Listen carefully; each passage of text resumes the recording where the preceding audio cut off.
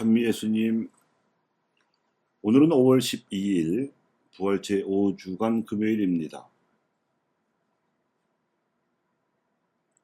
내가 너희를 사랑한 것처럼 서로 사랑하여라 하신 예수님 말씀으로 감론하겠습니다. 오늘 복음에서 예수님께서는 제자들이 지켜야 할 계명에 대해 말씀하셨습니다. 내가 너희를 사랑한 것처럼 너희도 서로 사랑하여라. 요한복음 15장 12절의 말씀인데, 이 사랑의 계명은 마르코나 마테오나 루카 등 다른 복음사가들이 하느님과 이웃을 사랑하라고 계명을 전해 주었던 데에서 한 걸음 더 나아간 것으로서 요한복음사가는 서로 사랑하라는 한 가지 계명으로 간추려 가르쳐 주셨음을 전해 주었습니다. 10가지 계명이 한 가지 계명으로 줄어든 것입니다.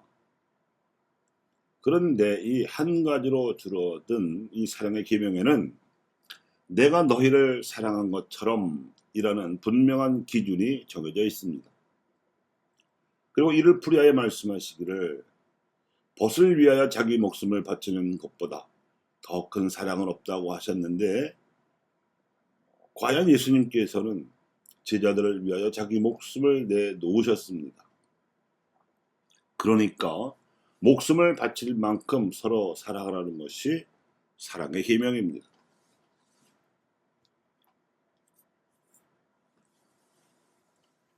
예수님께서 공생활 전반부에는 불특정 다수의 유다인 군중을 상대로 복음을 선포하시던 활동인 케리그마에 정성을 기울이셨습니다만, 그 과정에서 12명을 눈여겨보신 다음에 이들을 제자로 부르시고 다시 사도로 양성하시던 활동인 디다케의 정성을 쏟으신 것이 그 첫째요.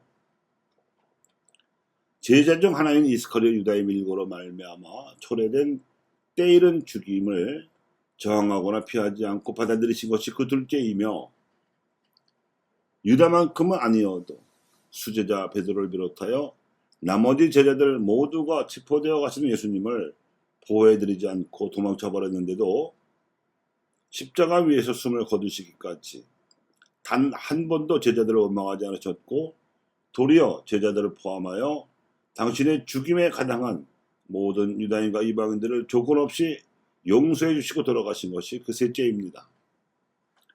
특히 이 셋째 용서 행위가 제자들을 크게 회개시켰습니다. 그래야 제자들도 더 이상의 비겁함과 소심함을 떨쳐버리고 담대한 믿음을 지닌 사도로 변신하여 용감하게 자기 목숨을 예수님을 위하여 바쳐드렸습니다. 요한 사도만이 송모님을 모시고 살면서 박해를 받아가며 선교하다가 100살 무렵에 죽었고, 나머지 10사도를 모두 순교하였습니다. 결국 예수님과 11제자는 서로를 위하여 목숨을 내놓은 것입니다. 이렇듯 우리에게 목숨 바쳐서 보여주신 예수님의 사랑은 인간에 대한 하나님의 사랑을 우리 인간의 눈높이로 보여주신 사랑입니다.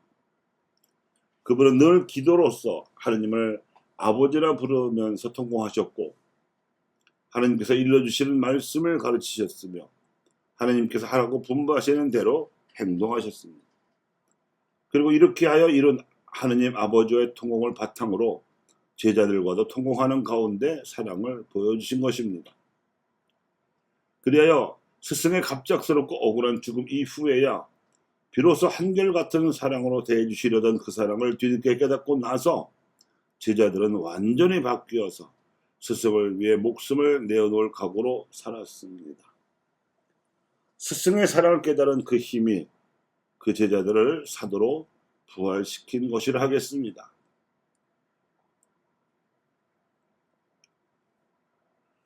오늘 독서에서는 이방인 신자들에게 할례를 면제하는 결정을 한 사도들이 그 이방인들에게 복음을 전했던 바르나바와 바오로에 대해서도 이렇게 신원을 보증하였습니다.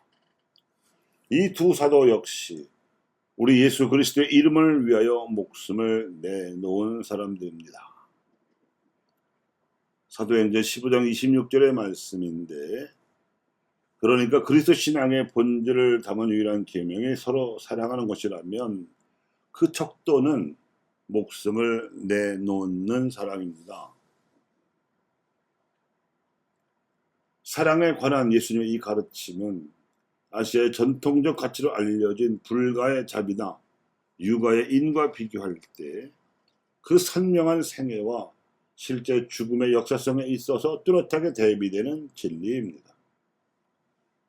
바로 이 점이 아시아인들, 특히 불교적 가치관과 유학적 가치관을 신봉하는 아시아 종교인들과 대화하고 협력할 때 아시아 그리스도인들이 말씀으로 가르치거나 행동으로 입증해 보여야 할 가치입니다. 고대와 중세 또 근세 이래 동방에 선교하려던 서방교회 행동 동기는 유럽식의 교회 모델과 서구적 가치를 서구 열강의 제국주의적 시민정책에 기대어 일방적으로 강요하려던 것이었습니다. 아시아에 선교하고자 하면서도 그들은 자비나 인과 같은 아시아적 전통 가치를 존중하지 않았으면 물론 예수님께서 가르치신 계명대로 아시아인들을 위하여 목숨을 내놓는 사랑도 증거하지 않았습니다. 이는 오늘 독서에서 예루살렘에 모인 유다인 사도들이 이방의 신자들에게 그리스도적 가치의 건전한 윤리를 보존하도록 관용을 베풀면서 그리스도 신앙을 지키도록 선교한 행동 동기와는 뚜렷하게 구분되는 것이지요. 그리하여 가톨릭 교회의 아시아 선교는 실패했고 아시아의 천교 신자들은 박해를 당해야 했는데 목숨을 바치면서까지 신앙을 증거하려던 치명자들의 순교조차도 아시아에서 만난 이웃을 위한 사랑의 동기로 여겨지지 못하고 그저 자기네 종교를 위한 충성으로만 보였던 것도 사실입니다.